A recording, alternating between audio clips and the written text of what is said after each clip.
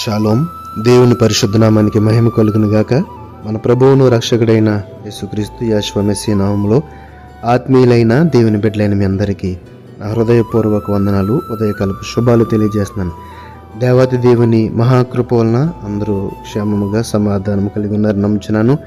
అట్టి కృప తండ్రి అయిన దేవాతి దేవుడు మనందరికీ దయచేయను గాక. ఆమేన్.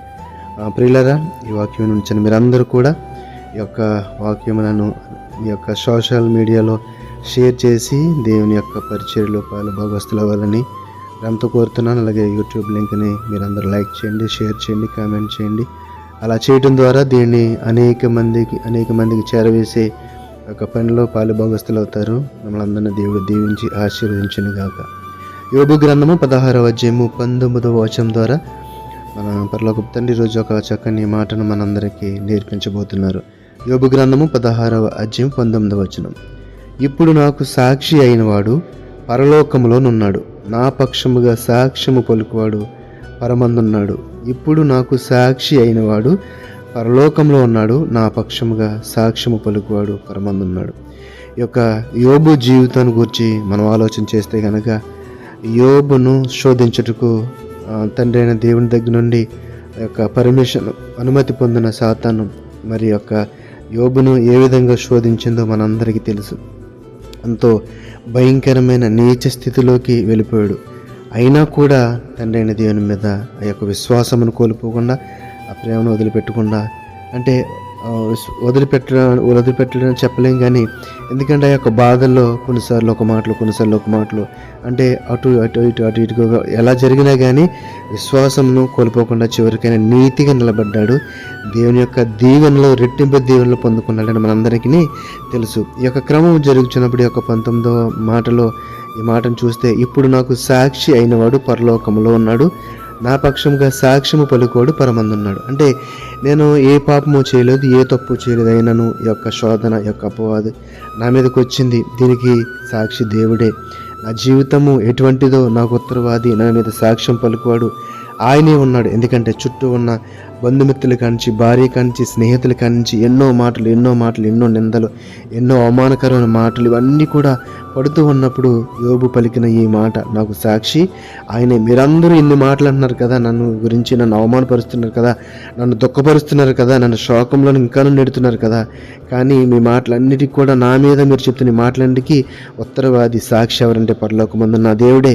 ఎందుకంటే నా హృదయము ఆయనకి తెలుసు, నా జీవితం అంతా కూడా ఆయనకి తెలుసని ఈ యొక్క మాట ద్వారా భక్తుడైన యోబు మాట్లాడుతున్నట్లుగా మనము చూస్తున్నాం. అయితే దీనికి ఒక చక్కటి వివరణ యోహాను రాసిన మొదటి పత్రిక 2వ అధ్యాయము మొదటి భాగంలో చూస్తే కనుక, యోహాను రాసిన మొదటి పత్రిక 2వ అధ్యాయం మొదటి భాగం.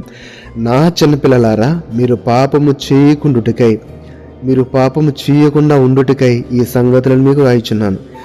ఎవడైనను పాపము చేసిన ఎడల నీతిమంతుడైన యేసుక్రీస్తు అనగా యెహోవా మెస్సీయ అను ఉత్తరవాది తండ్రి యొద్ద మనకి ఉన్నాడు. ఏంటండి, ఎవడైనను పాపము చేసిన ఎడల, ఒకవైపేమో సాతాను వీడు పాపం చేసాడు, ఇది చేశాడని మన మీద నిందలు మోపుతూ ఉండొచ్చు ఇక్కడ. కానీ మన పక్షంన వాదించి ఒక ఉత్తరవాది, ఒక న్యాయాధిపతి మనకు పరలోకమందు ఉన్నాడు. ఆయనే ప్రభు అయిన యేసుక్రీస్తు యెహోవా మెస్సీయ. ఇక్కడ రాయబడిన మాట అదే, ఎవడైనను పాపము చేసిన ఎడల నీతిమంతుడైన యేసుక్రీస్తు యెహోవా మెస్సీయ అనే ఉత్తరవాది తండ్రి యొద్ద మనకున్నాడు. అనగా ఒక ధైర్యము, ఒక ఆదరణ ఈ మాట ద్వారా కలుగుతుంది.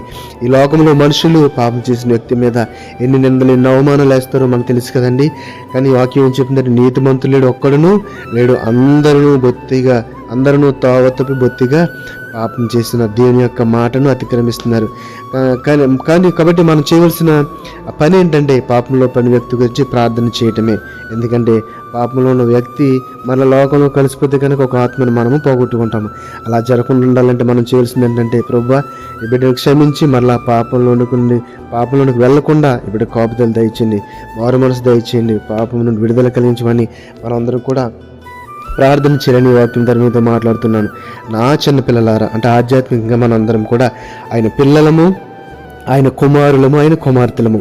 మీరు అనగా మనం పాపం చేయకుండా ఉండుటకై ఈ సంగతులను పరిశుద్ధ దేవుడు భక్తుడైన అందరూ రాయిస్తున్నాడు. ఎవడైనను పాపము చేసిన ఎడల నీతిమంతుడైన యెహోవా మెస్సీయ ఉత్తరవాది తండ్రి యొద్ద మనకున్నాడు. కాబట్టి మనందరం కూడా పదే పాపములు చేయకుండా తండ్రి మాటకు చెవియొగ్గి ఆయన ఆజ్ఞలను శిరసావహిస్తూ నీతి న్యాయ యథార్థతలు కలిగి విరిగి నలిగిన హృదయం కలిగి ఆయన కోరుకున్నట్లుగా ఆయన అట్టి స్వభావం కలిగి ఆయన కోరుకున్న స్వభావాలన్నీ మనం కలిగి ఆయన పిల్లలుగా పిలువబడదాం, ఆయన వారసులుగా ఉందాం, ఆయన రాకడలో ఎత్తబడే గుంపులో ఉందాం. అట్టి కృప దేవదేవుడు మనందరికీ దయచేయను గాక. ఆమేన్. పరిశుద్ధుడ మహోన్నతుడ మమ్మల్ని కన్న తండ్రి, నీ పరిశుద్ధమైన నామములకు వందనాలు, స్తుతులు, స్తోత్రాలు తండ్రి. ఇదిగోనైనా మా తరపున వాదించే ఒక ఉత్తరవాది, ఒక న్యాయాధిపతి మీరుండగా తండ్రి ప్రభా, ఆయన మేము తండ్రి లోకంలో చేసిన పాపములకు ప్రాయశ్చిత్తం పొందుకుని కృపను దయచేయండి. నేను పాపం చేయకుండా తండ్రి నీతి కలిగి జీవించి కృపను దయచేయండి.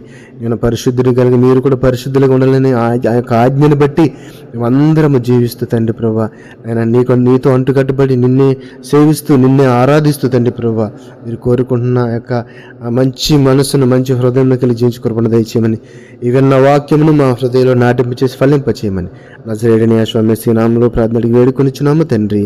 ఆమేన్, ఆమేన్. షాలోమ్. అందరికీ వందనాలు.